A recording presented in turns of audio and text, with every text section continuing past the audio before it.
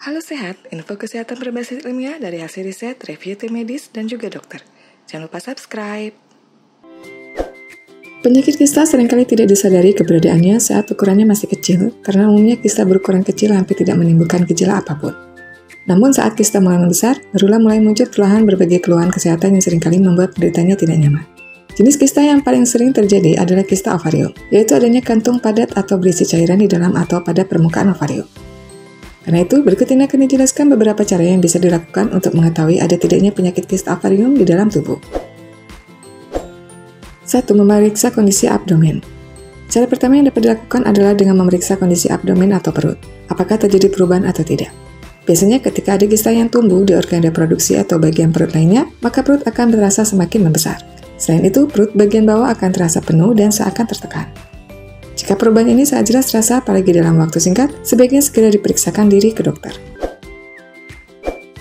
2. Gangguan fungsi ekskresi. Adanya kista juga ditandai dengan gangguan fungsi ekskresi, seperti sulit buang air besar dan buang air kecil. Selain itu, frekuensi buang air kecil juga meningkat, karena air seni tidak dapat keluar secara maksimal akibat tekanan dari kista yang terus membesar. Terkadang, kista juga dapat memicu rasa mual hingga muntah, sehingga proses pencernaan ikut terganggu.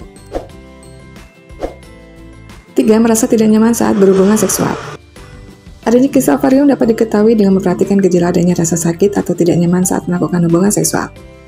Kondisi ini juga dapat menggambarkan apakah kista berbahaya atau tidak, karena saat menimbulkan rasa sakit, kemungkinan kista tersebut dapat membahayakan kesehatan. 4. Mengenali faktor resiko penyakit kista. Dengan mengetahui apa saja faktor resiko kista ovarium dan kista bagian tubuh lainnya, kita dapat lebih mudah mendeteksi dan mengetahui lebih cepat adanya gejala kista atau tidak.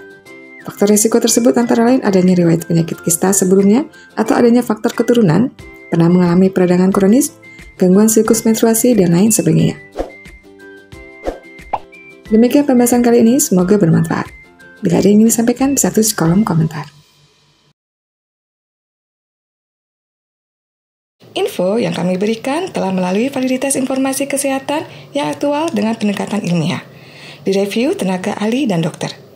Jangan sampai Anda melewatkan info kesehatan yang krusial dan mungkin dapat menyelamatkan keluarga dan teman kita. Jangan lupa subscribe dan nyalakan lonceng notifikasi agar tidak ketinggalan info dari Halo Sehat.